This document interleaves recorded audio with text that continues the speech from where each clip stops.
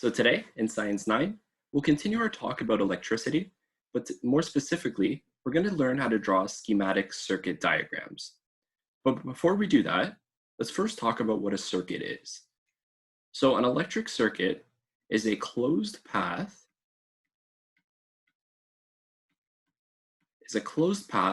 along which electrons that are powered by an energy source can flow.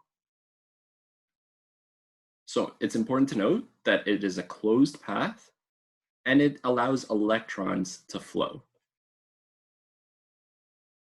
So for any schematic, we're going to have to go through a little checklist.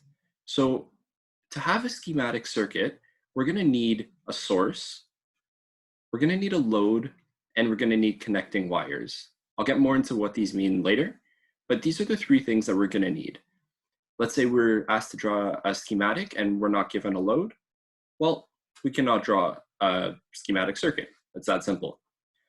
Another optional but very useful thing to draw in our schematics is a control. So think about when you go to turn your lights off. Do you go in and unplug the wires to turn it off? Well, no, you use a light switch. So a control makes sense when we're drawing schematics. It's not necessary, but it's very useful and practical to draw a control as well. So our source is usually a battery. Okay, now our battery can have a variety of different styles. So we can have a 1-cell battery, which is drawn like this. We could have a 2-cell battery, and so forth. So what's happening in a battery? Well, if we remember the definition of a circuit, we have electrons that are flowing. Now, in a battery, do electrons flow from the positive or the negative terminal? The negative, right? So our negative terminal on our battery is described as the smaller line. This is the negative terminal. Whereas the larger line is the positive. This is the positive terminal. Now, when we have two sets of small and big lines, this is a double cell battery. Double cell battery. Conversely, this is a single cell.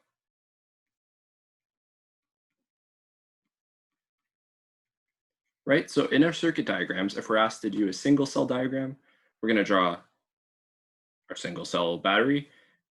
Or if we're asked to draw a double cell battery, we'll just simply draw a double cell. Now, it's important to note that electrons flow out of the negative terminal. So electrons are always going to flow in this direction. Conversely, in our double cell, they're still going to flow out of the negative terminal. So they're going to flow out of this direction. And as we go through our circuit, the electrons will flow back in to the positive end of our battery. Now, in our checklist, we also need a load. And our load is generally a light bulb. A light bulb is denoted like this. That's it. So we're going to have a battery, right? That was step 1 in our checklist. And the second part is a load. In this case, a light bulb.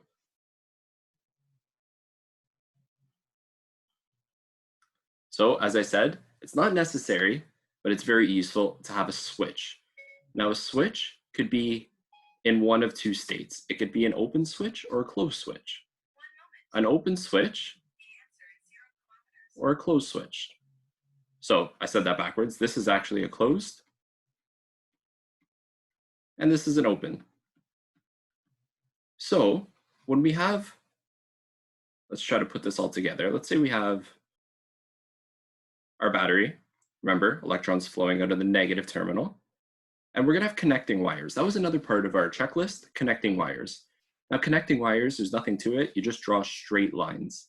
So I don't have a straight line tool. However, on your test and on your questions, you're going to have to use a ruler because they're supposed to be nice straight lines. So let's say we had a diagram like this.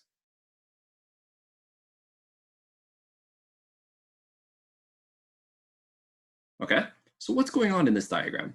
Well, we have a battery a control, a light bulb, or load, and connecting wires. So this is a circuit diagram, a schematic circuit diagram.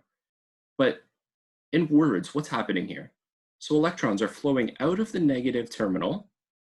They get to the switch, but since the switch is open, it's not connecting. Since the switch is open, electrons do not flow on to power the light bulb. Conversely, if we had a switch that was closed,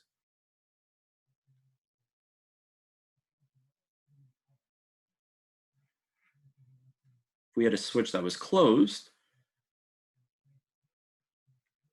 would have a continuous path for electrons to flow.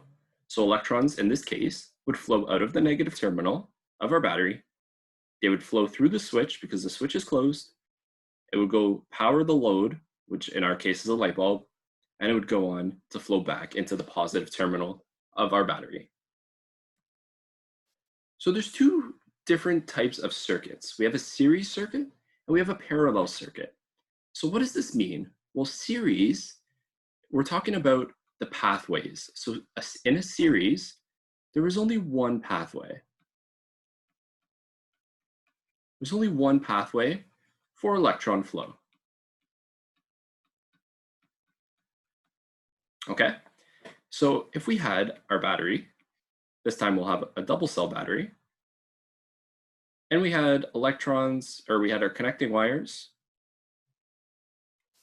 Let's say we had one load and even two loads. So in this case, the loads are in series. The light bulbs are in series. There is only one pathway for electrons to flow, right? They can only flow out of the negative terminal, powering the light bulbs, and going back to the positive terminal of our battery. Conversely, however, is parallel circuits. So parallel circuits, there's multiple pathways.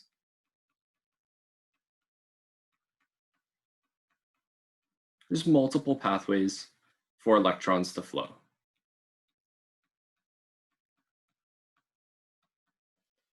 Now, in our schematic, again, we always have our battery, our source. This time we'll do a single cell. We have electrons flowing. Let's say there is a load here, a light bulb here.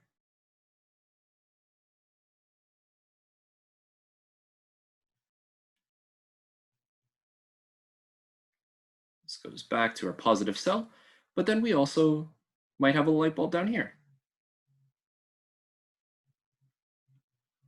a load down here.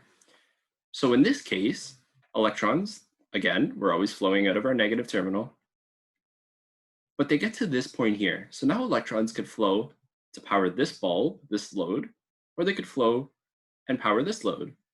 Regardless of which direction they go, they're always going to flow back to our positive terminal of our battery.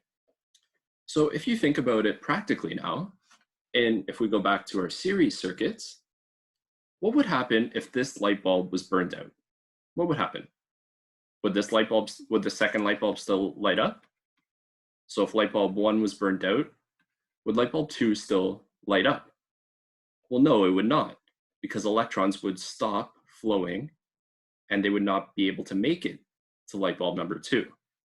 Whereas if we go to parallel circuits, let's say we'll label this 1 and we'll label this 2. Let's say 1 was burned out.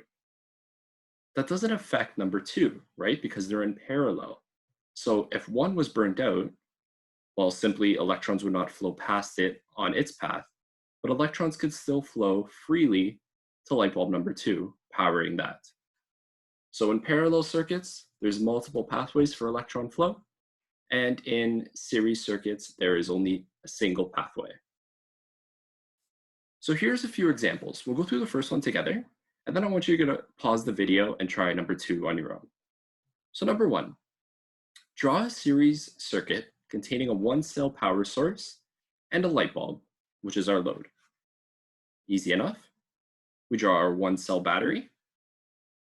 We draw our straight lines of our connecting wires. And wherever we want, we're going to draw our light bulb, our load. That's it. I want you to try number 2 on your own. So pause the video and try number 2. Did you give it a try? Let's see if we did it correctly.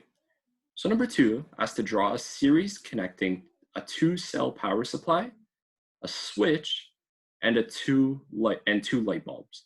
The switch should open and close the entire circuit. So step 1, our 2-cell power supply. Well, we know how to do that. There's going to be a switch and there's going to be 2 light bulbs. So if the question ended there, we could theoretically put the switch and our light bulbs wherever we want. But it's saying the switch should open and close the entire circuit. So the switch has to be somewhere in the beginning prior to our light bulbs. So let's do an open switch here. And there's going to be 2 light bulbs. And the question also says it is a series circuit. No problem.